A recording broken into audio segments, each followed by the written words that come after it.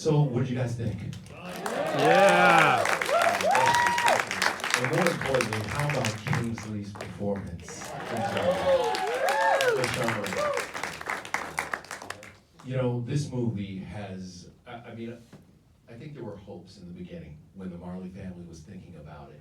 And then they watched it go worldwide. It made $180 million worldwide, outperformed any of the projections. 96.9 million came right here in the United States. They won BET Award for Best Picture.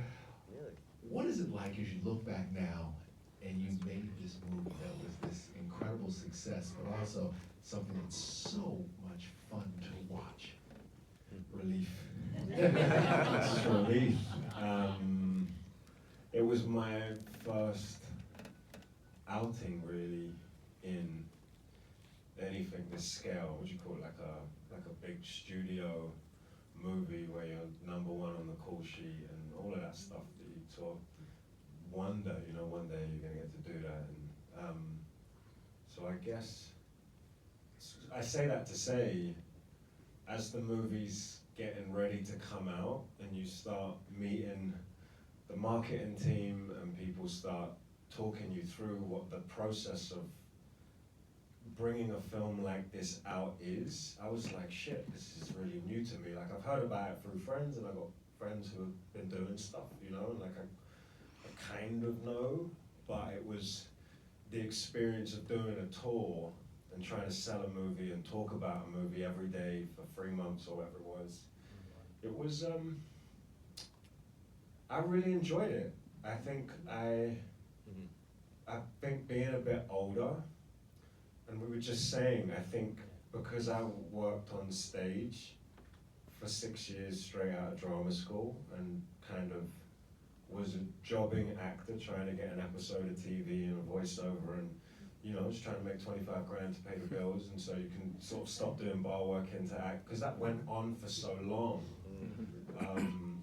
You have I speak for myself, you have a sense of gratitude and perspective about all of this. Even like talking to you guys now, like there's no moaning, like there's nothing to moan about. It's just chill. Like I love talking about Bob, I love talking about acting, I love talking about process.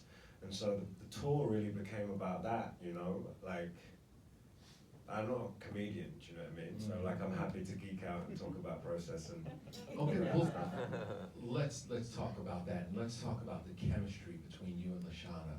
I had a chance to go down to Jamaica when they were shooting that final scene, that final night, and it was wild to see how many of the people that were involved in that moment were there.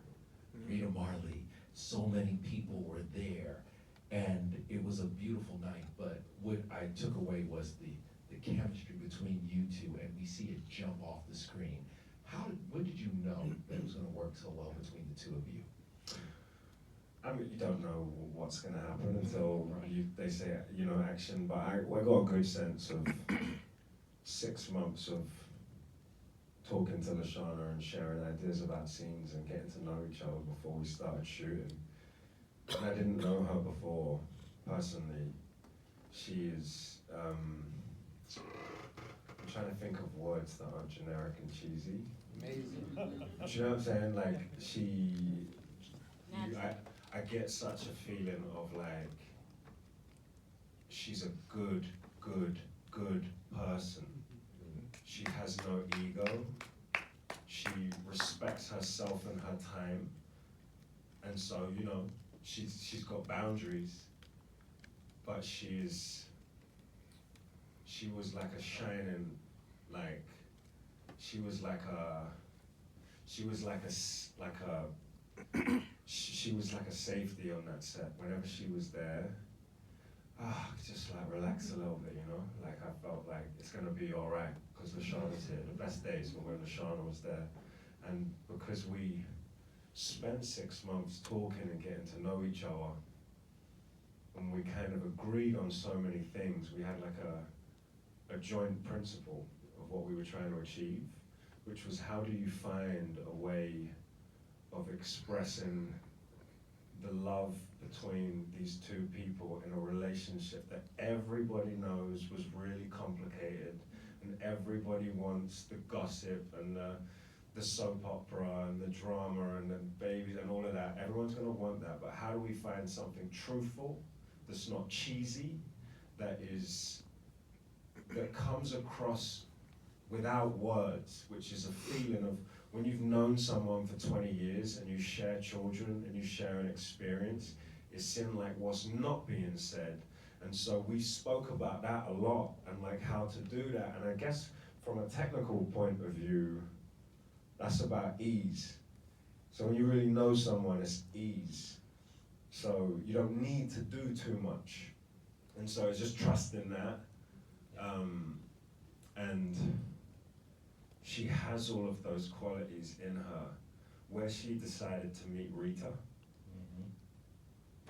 is where we see who she is, you know? Like, I feel like to not play a caricature of someone, you have to find a place spiritually and psychologically where you connect with them, you know? And for me, it was Bob's from the street, and like I really identified with his sense of safety. So like when you don't trust people, or when you've grown up in a certain amount of disadvantage, or you've seen things that you shouldn't have seen before you were a certain age, there's like, that's where the toughness comes from. So I think, yeah, Lashana and I both connected with Bob and Rita in ways that we connected with them, you know, and then sort of combined it, I guess, I don't know.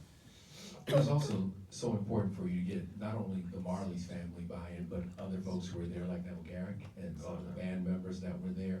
What was it like working with them each and every day? They were on the set. They helped you in certain moments interpret how Bob would have felt. Every day, yeah. Just them being there. Like, you'd spend 6 months in a bedroom on your own, just kind of trying to figure out chords and language and all of that, and then you come in and you meet the community of people who you're gonna collide with to bring it to life, and you can never really prepare for that, you know. There's like Joaquin Phoenix says, you do all this prep in your room, and then you get on set and the door doesn't open that way, it opens that way, and so you have to, so it's a constant going to set and meeting people for the first time is a constant reminder of like, there's only so much prep you can do.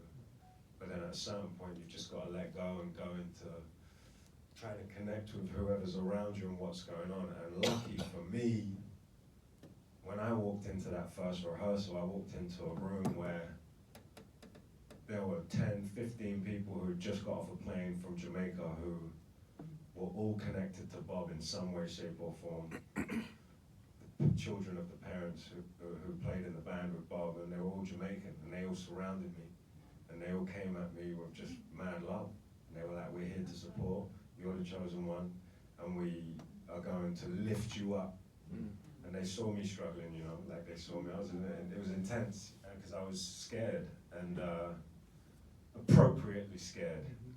And I think the Jamaican community on the film, I think they saw that and they respected that. And I think kind of that's what they needed to see. I think they wanted to see someone who was gonna put their life on the line for the part. And for some reason I did, because I know Jamaicans, I know they would come for me if I messed it up. I did feel like my life was on the line, but You know what? It's funny you say that, because I want to tell you one of my favorite moments of the entire journey was at the Jamaican screening. Kingsley sat by himself. I sat back on the floor. And it was the Jamaican audience. And the place was packed. The island was electric because they had waited so long for this. The red carpet was nuts. And he sat there and he watched the movie, and to watch the joy from the Jamaican people, it gives me chills right now, because they were so joyful. And afterwards, you stood in the doorway and you greeted every single cast member from Jamaica, every crew member from Jamaica. You hugged them, you took pictures. It was such a beautiful moment. What do you remember about that night? Thank you. It's funny, in the UK, there's the Caribbean community. So Carnival is the West Indian community. Because all of our grandparents came over at the same time, the UK community, there's a kind of togetherness of all the islands. And so I know Jamaicans, but I'm not Jamaican. I have a respect for Jamaicans. I have a respect for the Jamaican culture. And I have a respect for the language. It's the most complex. I've stopped calling it a dialect because I'm like, there's a version of that film where we don't understand anything that's being said. And that's legit. I didn't understand. I understood about 30% of what Bob was saying when the family sent me all of those interviews. They sent me like hours of interviews of Bob that only they have. And I was studying them. And I remember not knowing, sorry, I'm gonna answer your question because I'm just ranting now, but what I love about Jamaicans there is they tell you, no one like overdoes it. They're just like, yeah man, you did all right. They're like, yeah, you did good. Like, you did well. No one goes too much, and I don't know why, it makes me feel at ease, because you're getting what it is, you know? And some people tell you why they didn't like it, but they tell you things that they did like about it, and it was nice, and so, I guess that was a crazy experience. It was a crazy experience to be there, and and I mean, do you know what's so funny? That the critics came out and, gave us they gave us a whooping. And it was really hard to take because no matter if a film's good or bad or people like it or don't, the amount of work that goes into it, it's hard not to feel it, And then you kind of go, whatever, you kind of got to take what people say. But the way the audience came in that week was so nuts. And it was like, is this gonna hold? Is this gonna hold? Because you can't get that bad a whooping. And then, you know what I mean? It kind of feels like, and the audience were just going, no, we liked it. And the Jamaican, and the community back home, it's for the first time in my life, normal people were coming up to me. So people on the bus, in the barber shop, just older ladies and an older guy, or a 7-year-old came up to me at the Arsenal game the other day, and I was like, that's what's beautiful about this film, that it was made with a feeling of you want kids to be able to come to see it. And I feel looking back that there's an undercurrent in the film that isn't explicit. So there's I think the internal feeling of Bob's restlessness or unease, and the things that he struggled with, it permeates the film in a way that's not direct. It's not smashing you over the head with any idea. And I think we all connect with that on some level, and there's I don't know, I've thought about it a lot, and I don't know, maybe some things are not to be worked out, but I feel very grateful about the audience response, and to be received in Jamaica so well, because I was like, he's not gonna get my house.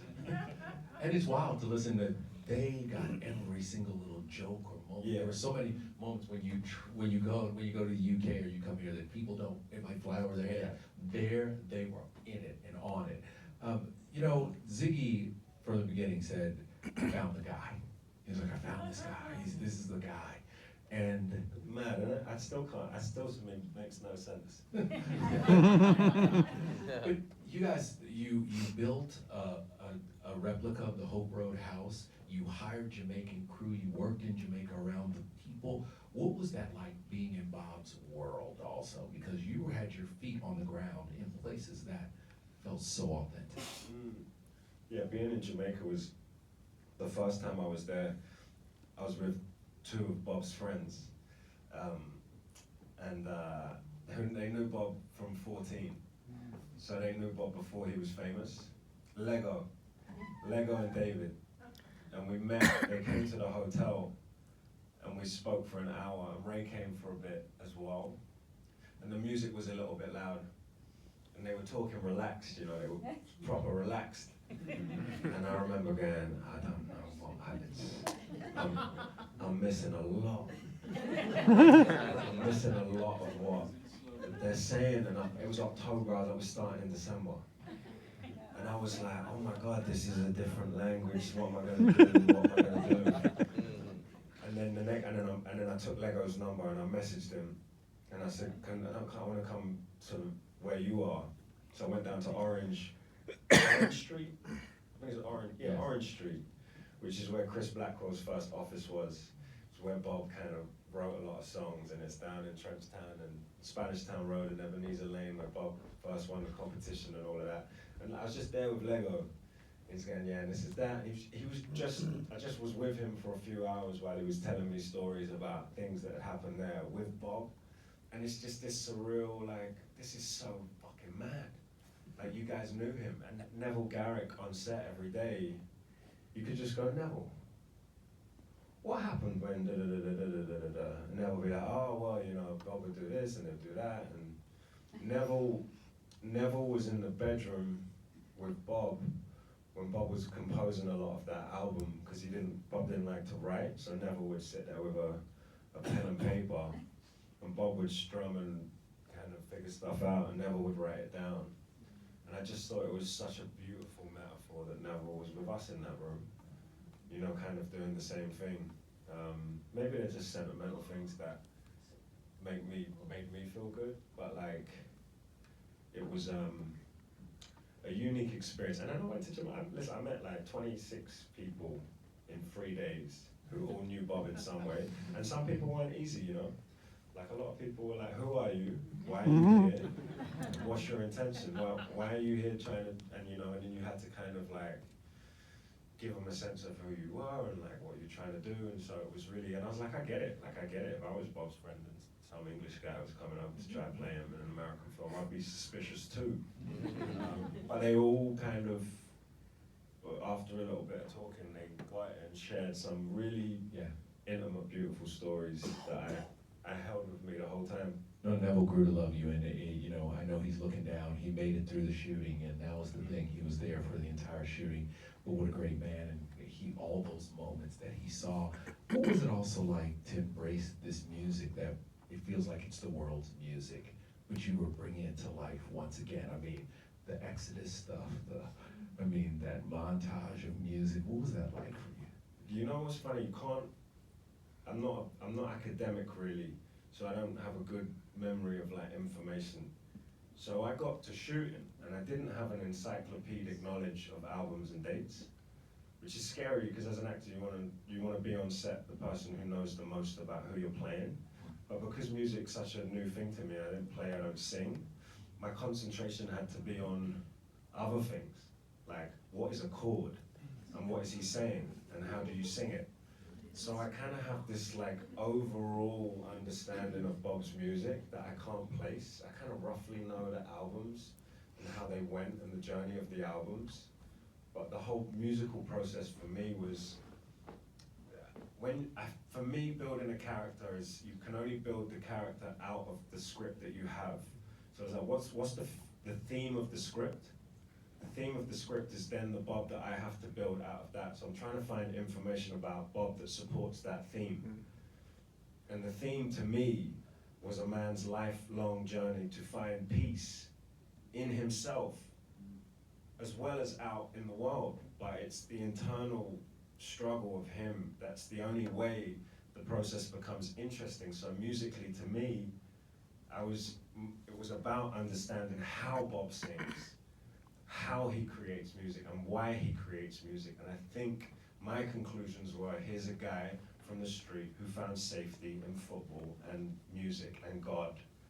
His forms of therapy were the Bible, football, community, and music first. Music was the thing that he did every day. Music was the thing that so I'm so sorry I have to explain this. Bob didn't sing outwards like Adele, or like, it's not a presentation for everyone. He never opens his eyes. So he's singing like this, which is an internal thing. He's kind of singing inwards, which to me was a puzzle. I was like, what does that mean psychologically? And when I started working with a movement teacher, we understood that he's actually dancing from a place of tension. It's not free or loose.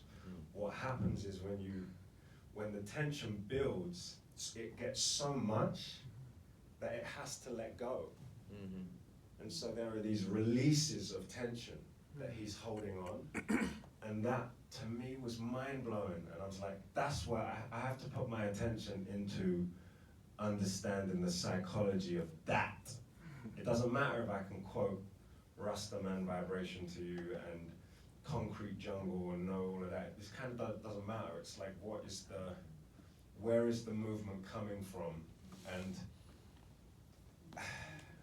so to me, that was it's impossible to spend that much time with someone thinking about them in that way without it having a profound effect on your life.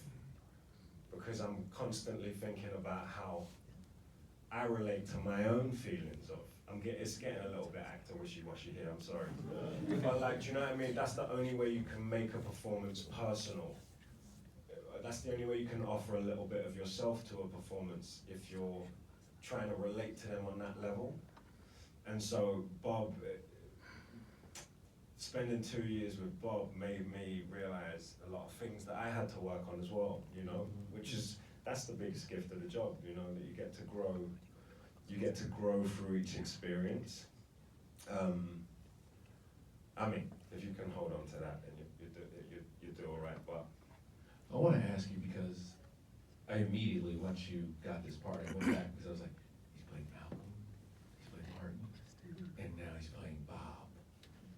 And to embody such powerful and important characters, what does that mean to you that you were chosen to play those people, but also, what does it mean, that responsibility? Because every time each one of those people pops up on the screen, it means so much to so many people. Yeah, I feel very lucky to have got to I feel just very lucky to have found a job that I get to do that is something that I realized I loved when I was young. So there are many different versions of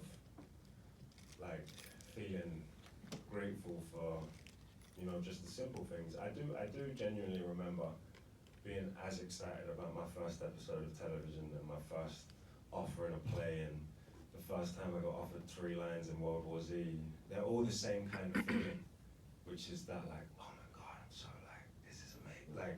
You know, so it's just a different version of the same thing. I think with Bob and Malcolm, what actually happens is someone goes, oh yeah, you got the job.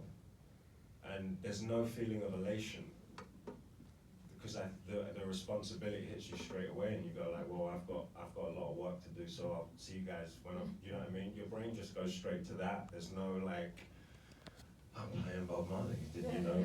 It's no, you're playing Bob Marley, don't fuck it up. And make sure you on your guitar, and there's a whole bunch of work that comes with it. By the way, you were on your guitar while you were shooting another movie, weren't you? On Bob. Yeah. You were on the Barbie set working on your guitar stuff. No time to waste.